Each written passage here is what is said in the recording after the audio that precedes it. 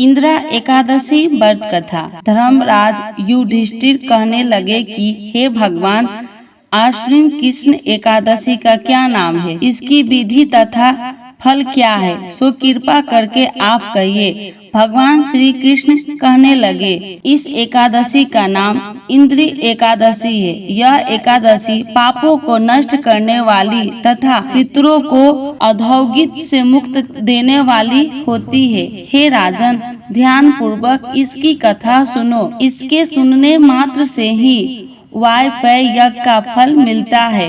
प्राचीन काल में सतयुग के समय में महिष्मती नाम की एक नगरी में इंद्रसेन नाम का एक प्राप्ति राजा धर्म पूर्वक अपनी प्रजा का पालन करते हुए शासन करता था। वह राजा पुत्र पौत्र और धन आदि से संपन्न और विष्णु का परम भक्त था। एक दिन जब राजा सुख पूर्वक अपनी सभा में बैठा था तो आकाश मार्ग से महिष नारद उतरकर उसकी सभा में आए।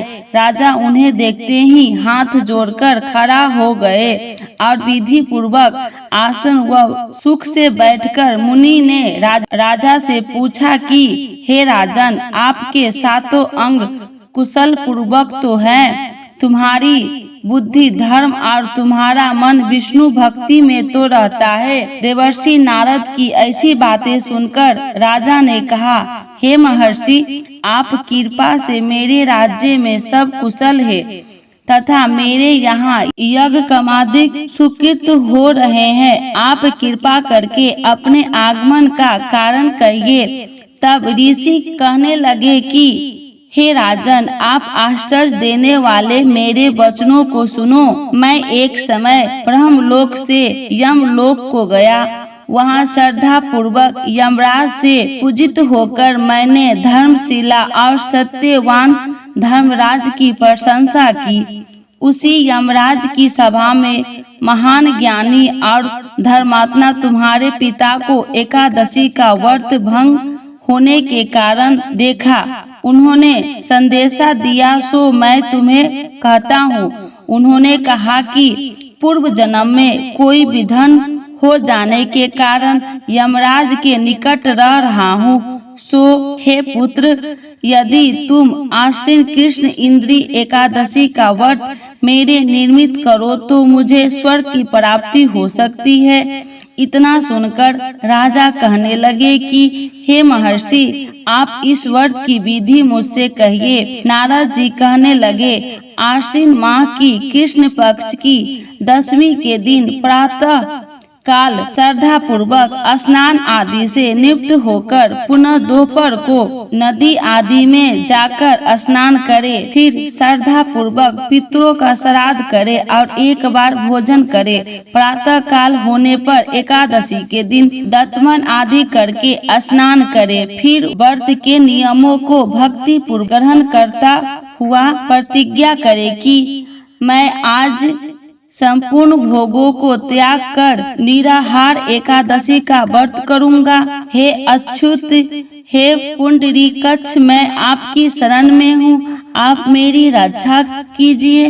इस प्रकार नियम पूर्वक शालिग्राम की मूर्ति के आगे विधि पूर्वक श्राद्ध करके योग ब्राह्मण को फलाहार का भोजन करवाए और दक्षिणा दे। पितरों के श्राद्ध से जो बचे जाए उसको शुद्ध कर गौ को दे तथा धूप दीप गंध पुष्प नैवेद्य आदि सब सामग्री से ऋषिकेश भगवान का पूजन करे। रात में भगवान के निकट जागरण करे। इसके पश्चात द्वादशी के दिन प्रातः काल होने पर भगवान का पूजन करके ब्राह्मण को भोजन करवाए।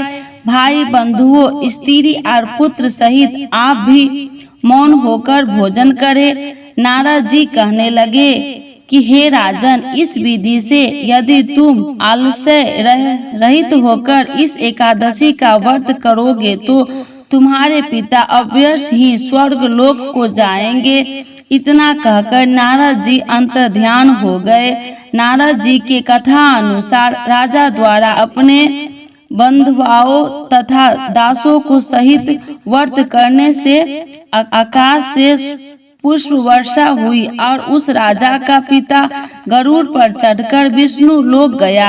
राजा इंद्रसेन भी एकादशी व्रत के प्रभाव से निष्कंटक राज्य करके अंत में अपने पुत्र को सिंहासन पर बैठाकर स्वर्ग लोक को गया। हे युधिष्ठिर, यह इंदिरा एकादशी का व्रत का महात्म्य मैंने तुमसे कहा। इसके पढ़ने और सुनने से मनुष्य का पाप और सुनने से मनुष्य सब पापों से छूट जाते हैं और सब प्रकार के भोगों को भोग कर वैकुंठ को प्राप्त होते हैं। विष्णु भगवान की जय। एकादशी माता की जय। लक्ष्मी माता की जय।